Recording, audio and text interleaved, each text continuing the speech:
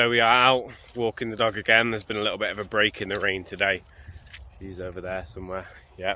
One of the best things I ever did in terms of maintaining activity levels and steps is kind of get a dog, just because the last time I prepped, if the weather was shit or I just couldn't be arsed because my energy levels were so low, like I wouldn't get my 12,000 steps in.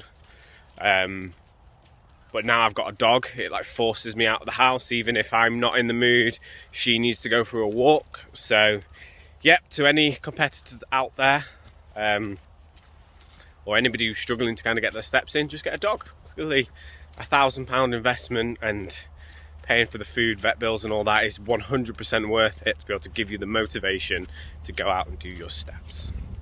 So, what are we talking about today? So we are on Wednesday. So I had to have a little shuffle round in my program this week.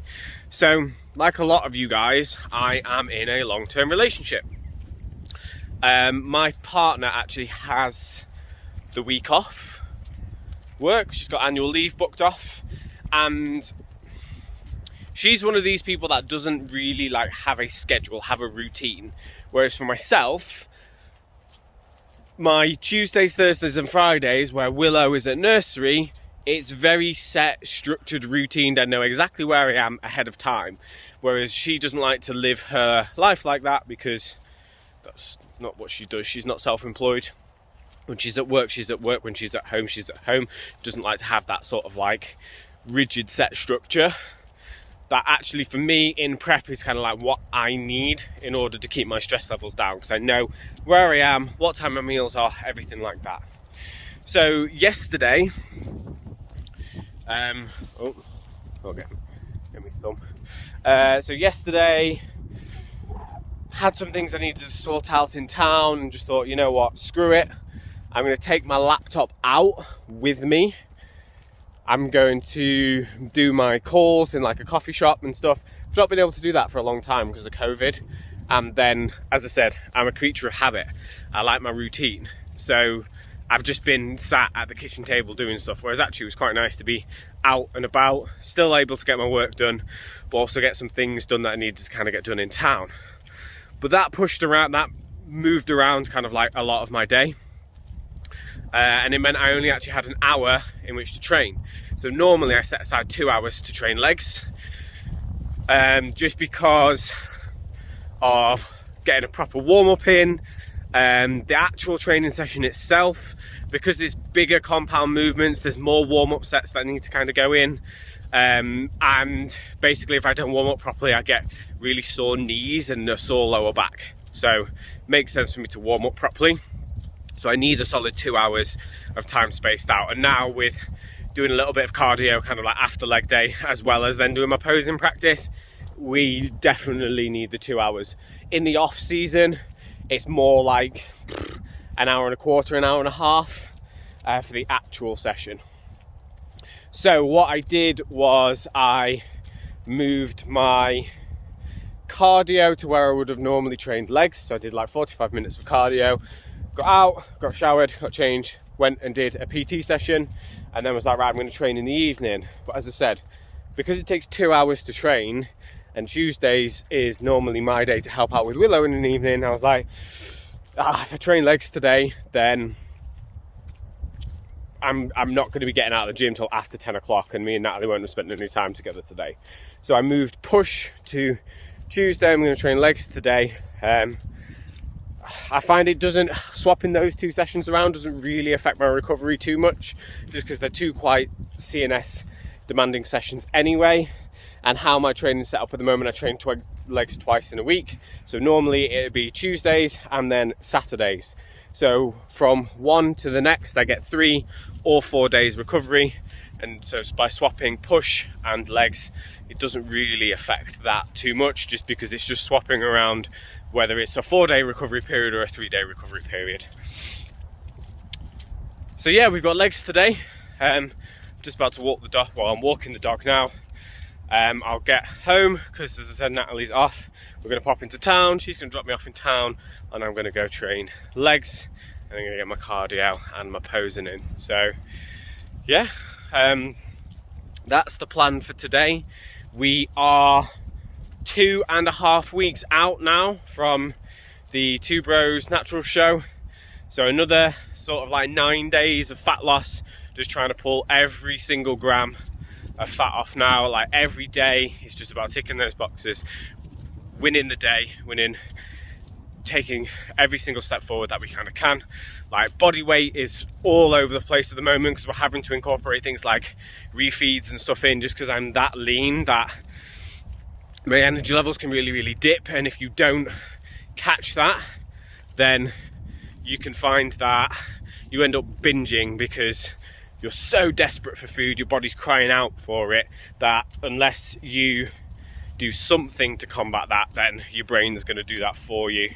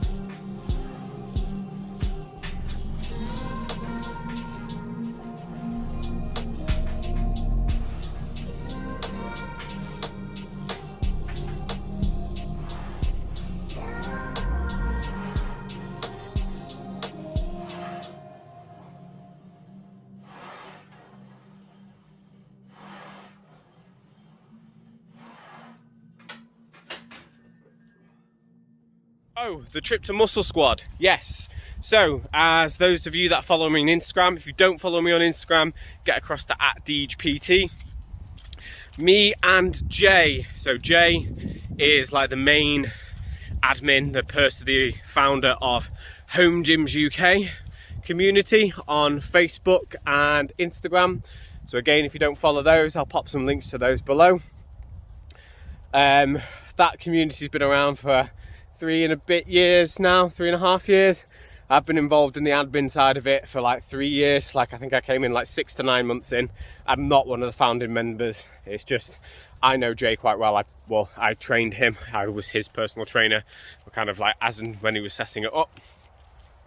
But through that group, we have all the admins and the moderators team have kind of got to know the owners of some of these equipment brands like quite well. So Muscle Squad, Primal, all things like that. So Muscle Squad are having a sale on Saturday. Because of that, Jay asked if he could kind of go down. I think he was looking for some new dumbbells. I think he was looking for some 40s and 45s, and I just fancied a road trip with my friend. So we went down to Muscle Squad HQ, got a bit of a tour, got to see their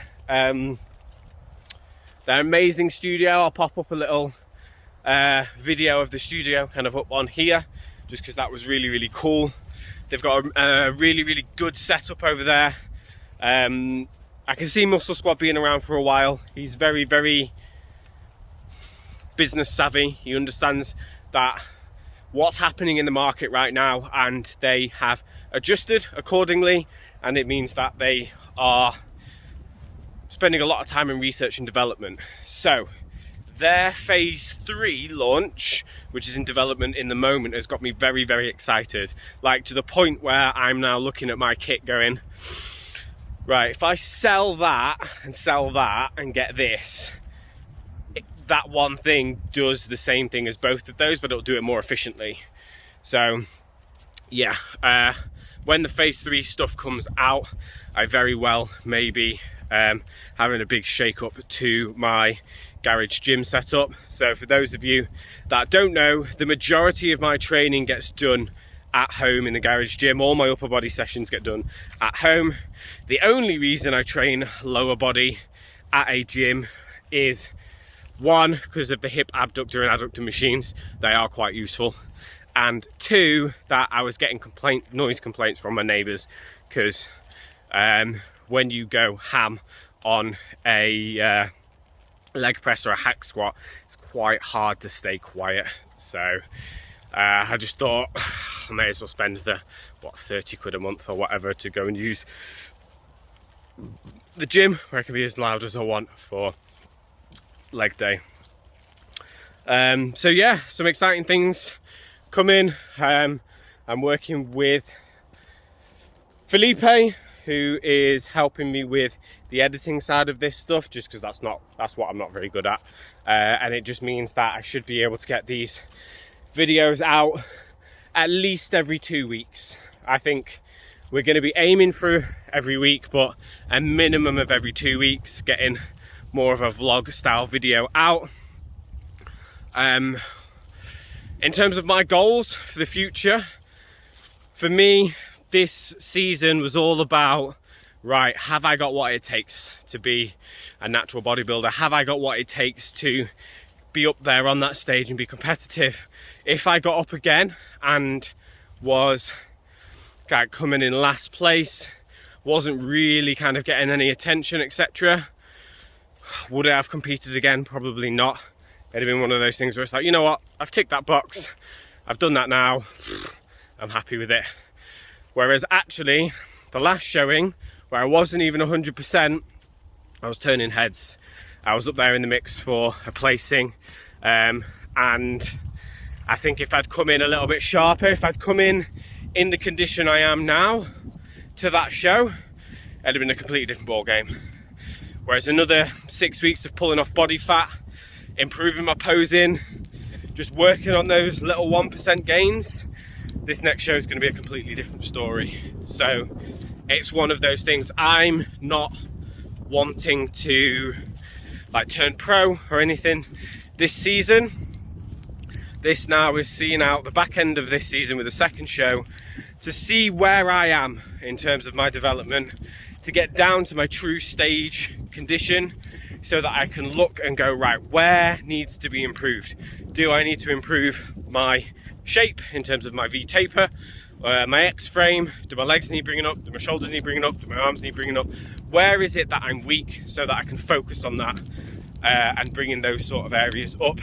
Or is it that I just need to put on more muscle everywhere? I think the one thing that was glaringly obvious from my previous show was upper body wise, I'm lagging a little bit. So we might be bringing in some extra volume on the upper body. Obviously I'll still train legs. Being bottom heavy isn't a bad thing. Having good legs, a good set of adductors, good set of hamstrings and glutes, that's always going to make you stand out in a show. But if somebody's 5 kilos heavier and carries essentially 7 kilos more muscle on their upper body, they're going to completely show you up at a show. So my plan for the next off season is I'm going to take a full year off. I'm getting married in April, So I don't want to be in the middle of prep while I'm trying to sort out getting married, etc. So I will be taking next year as a off season. I'm going to be working with Jake for the entire time. Last time I probably wasted from November to August, whereas this time I want to make it really, really productive. We're going to spend some time building some muscle, and then seeing what package we can bring in 2023. That'll be then. And in 2023, like, my goal is to be getting up there and winning categories, challenging for overalls. Like, from what the feedback that I've got a very nice shape, very nice structure. At that point, I'll be like 32. Yes, I'm 30 now, I'll be 32. So the muscle maturity will be there in terms of that, which just brings a whole different look. Like, the peak years for bodybuilding are between like 30 and 40. I know that's assisted side, probably 30 and 35 for naturals, and then I think over 35 you go into the masters category. But this is something that I want to do for a long time now. Like, I've got that bug. Like, I love the sport. I love the idea of self-mastery. I love that it's a 24-hour thing. You can't just be on in terms of, say for example, a rugby player or a footballer. They can show up and be on for that day. They can be on for those training sessions, and they can afford to like switch off the rest of the time. Whereas bodybuilding, it's 24 hours a day, 7 days a week. You've just got to be ticking those little boxes, getting those things done. So I know this is a little bit of a longer video while I've been on the walk. Apologies about the camera angles and stuff. But yeah, that's my plan for this next show and kind of for the next 2 years. So hopefully I'll be bringing you guys along the journey. You can see the ins and outs of an off season as a natural bodybuilder, the ups and downs, the sheer amount of food that you have to put in to grow. I don't think we're going to push body weight up or body fat up as high as it did go in this last off season, but we'll see how it goes. This is where having a good coach who's been there and done it really, really helps. And yeah.